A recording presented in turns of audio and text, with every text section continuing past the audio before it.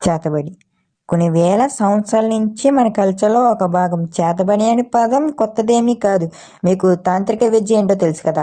ఆ తాంత్రిక విద్యని చెడు పద్ధతుల్లో ఉపయోగించుకోవడమే దాన్నే చేతబడి అని అంటారు. దీన్ని మంచికి కూడా వాడచ్చు. ఎలాగంటే ఎగ్జాంపుల్ కొన్ని రోగాలు నయం చేయడం, తప్పిపోయిన వస్తువులు మనసులో నెతకడం, అలాగా చాలా ఉపయోగాలు ఉన్నాయి. చేతబడి అంటే ఒక రకంగా చూస్తే దాని సైన్స్ ప్రకారం చూస్తే ఎనర్జీని మ్యానిపులేట్ చేయడం అని అంటారు. అండ్ రీసెంట్గా మీరు విరూపాక్షి మూవీ చూసే ఉంటారు. దాంట్లో ఒక రకమైన చేతబడులు ఉంటాయి. పశుతత్వ చేతబడి ఆ పేరు ఎప్పుడైనా విన్నారా? మూవీలో ఉంటుంది. అంటే ఏమిటి అని, ఇంకా నిజంగానే ఉందా లేదా అని నేను దానికోసం రీసెర్చ్ చేశా. ఫైనల్ గా తెలిసింది ఏంటంటే ఆ పేరుతో చేతబడి ప్రయోగాలు ఏమీ లేవు. అండ్ మూవీలో చూపెట్టినట్టు అని స్పాయిలర్ అంటే నిప్పుల్లో దూకుతారు కదా మనుషులు. ఇదైతే ఒక్క డిఫరెంట్ గా ఉంది.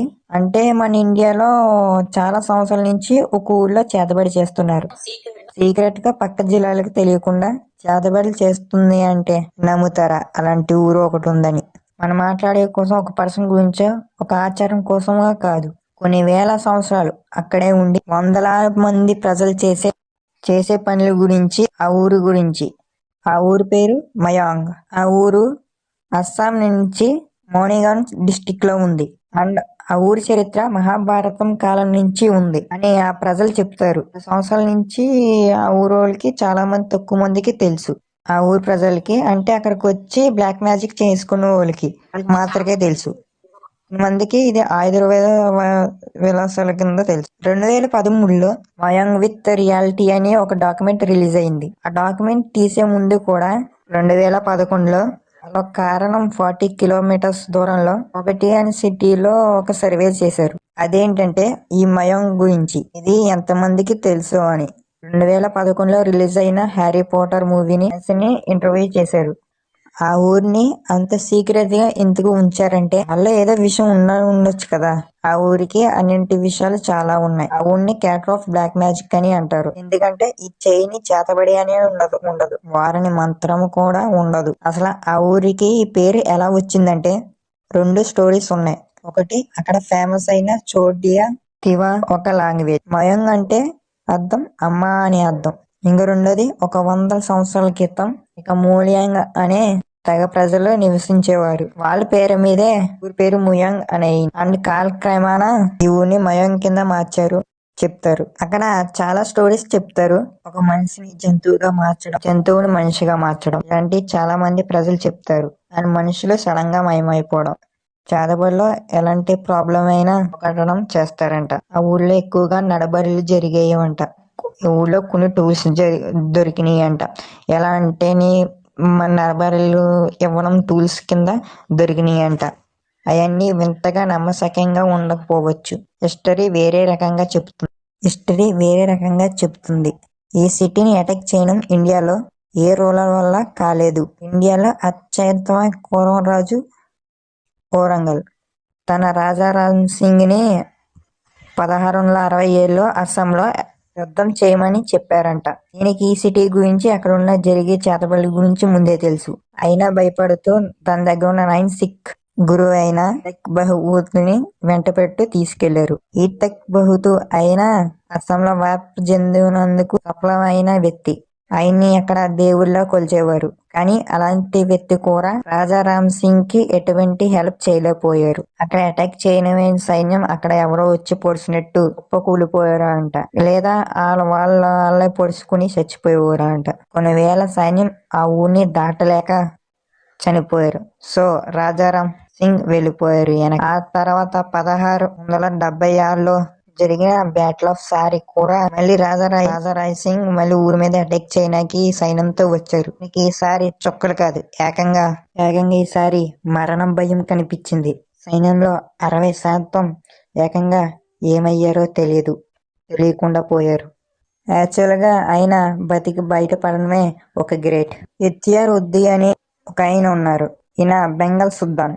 1256 నుంచి 57 మధ్యలో అస్సాం అటాక్ చైనాకి వెళ్లారు. ఆ తర్వాత ఆ ఆచూకీ ఎవరికీ తెలియలేదు. కొంతమంది ప్రకారం ఆయన ఆర్మీలో కలిసిపోయారని చెప్పారు. ఔరంగ కాలం నుంచి మొదటి 10 సంవత్సరాల నుంచి అలంగీర్ నాన్ ఆఫ్ మిర్జా ముత్కాజ్ అనే బుక్ లో రాశారు. బుక్ లో ఏముందంటే 1332లో ముత్తా అస్సాం మీద దాడి చేసి దాదాపు 1,00,000 గుర్రపు సైన్యంతో యుద్ధం చేశారంట.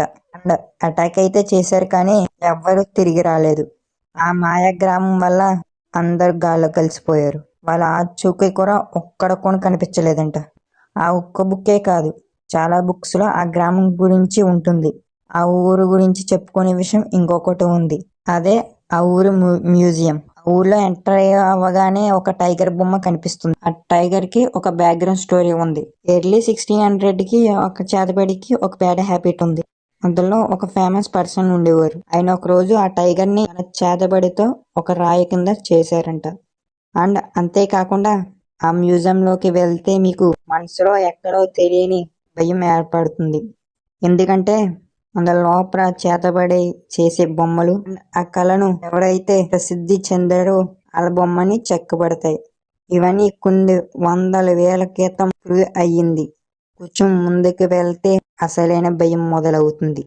ఎందుకంటే అక్కడే చేతబడులు సంబంధించిన బొమ్మలు ఉంటాయి. అంటే అక్కడ చేతబడులు చేసే బొమ్మలు ఉంటాయి కదా. అండ్ ఆయుధాలు, పొగను వదిలే యంత్రాలు, పాతకాలం మనుషులు మోసే రథాలు, ఇంకా చాలా ఐటమ్స్ ఉంటాయి. ఇవన్నీ చూసిన వెంటనే భయం కలగలేదనుకోండి, ఇంకా కొంచెం ముందుకు వెళ్తారు. అక్కడ ఒక గ్లాస్ దాంట్లో టాటాకు అన్నాలు కనిపిస్తాయి. గ్రంథాలు అన్నాను కానీ ఈ మామూలుగా గ్రంథాలు కాదు. దాంట్లో ప్రతి అక్షరం చేతబడి సంబంధించింది. చేతబడి ఎలా చెయ్యాలి, కావాల్సిన మంత్రాలు అని ఆ గ్రంథాల్లో ఉన్నాయి. అలాంటి గ్రంథాల్లో లేకపోతే బాగా ఇదే ఆ ఫొటోస్. అయితే ఇక్కడ విషయం ఏంటంటే ఒకప్పుడు చేతబడి ఎలా చెయ్యాలంటే మంత్రాలు ఉంటే సరిపోదు కదా, దానికి ఒక ప్రాసెస్ కూడా ఉంటది కదా. ఆ ప్రాసెస్ చెప్పినందుకే ఇప్పుడే లేవు, కేవలం మంత్రాలు మాత్రమే ఉన్నాయి. కానీ ఇక్కడ కొన్ని పద్ధతులు అంటే ఎలా ఎఫెక్ట్ అవుతున్నాయో ఉన్నాయి. మొదటి రకం, కొన్ని రకాల మంత్రాలు చదివి ఒక రోజులో అమలు చేస్తారు. ఒక టార్గెట్ బాణాలు కుచ్చుకున్నట్టు అనిపిస్తాయంట.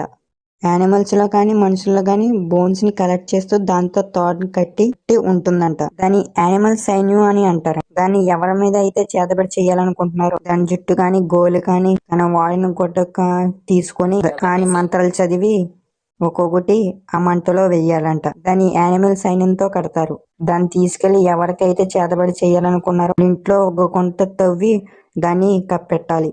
దాంతో చేతబడి స్టార్ట్ అవుతుంది. అండ్ రెండో రకం వచ్చేసి ప్రాసెస్ కొంచెం డిఫరెంట్ గా ఉంటుంది. మనుషుల జుట్టు లేదా నెయిల్స్ రెండిట్లో ఏదో ఒకటి తీసుకొని దాంతో పాటు ఆ పర్సన్ వాడే బట్టలు లేదా క్లాత్ తీసుకొని వాటికి ఒక బొమ్మ చుడతారు. ఆ తర్వాత కొన్ని మంత్రాలు చదివితే ఆ బొమ్మని ఏం చేస్తే ఆ మనిషికి కూడా ఎఫెక్ట్ అవుతుంది. ఆ తర్వాత వచ్చేసి మాంత్రికుడు బాటు తీసుకొని దాంతో మంత్రాలు చదివి ఎవరైతే చేతబడి చేస్తున్నాడో వాళ్ళ మీదకి పంపిస్తాడు. ఆ గుడ్డు నుంచి ఆత్మలు మిడ్ నైట్ వచ్చి ఆ పర్సన్ ని చంపేనాకి లేదా ఒకటి వన్ చేయనాకి చూస్తాయంట. ఇవన్నీ చేయనాకి మంత్రాలు ఉంటాయి కదా. మంత్రాల పేరు చెప్తా చూడండి. మొదటిది తుమేరెబన్ మంత్ర. ఏంటంటే కనిపించలేని కత్తులు వాడి బాడీలో గుచ్చుకుంటాయంట. మనిషి చాలా పెయిన్ఫుల్ గా చనిపోతాడు. రెండోది టెకీలి బాన్ మంత్ర. మనిషి మీద కొన్ని రకాల వస్తువులు పడి చనిపోయేలా చేస్తాయి. మూడోది ఆత్మబంధిని మంత్ర. ఆ బాడీలో ఉన్న ఆత్మని బంధించి ఆడతారు. కొంతమంది ప్రకారం అయితే ఆత్మలు ఒక బాడీ నుంచి ఇంకొక బాడీలో పంపనాకి ఆడతారంట. ఇయే ఫ్రెండ్స్ మంత్రాలు. ఈ వీడియో మీకు నచ్చితే అయితే లైక్ చేయండి, కామెంట్ చేయండి, పక్కన గంట సింబల్లోకి సబ్స్క్రైబ్ చేసుకోండి. Anal then bye.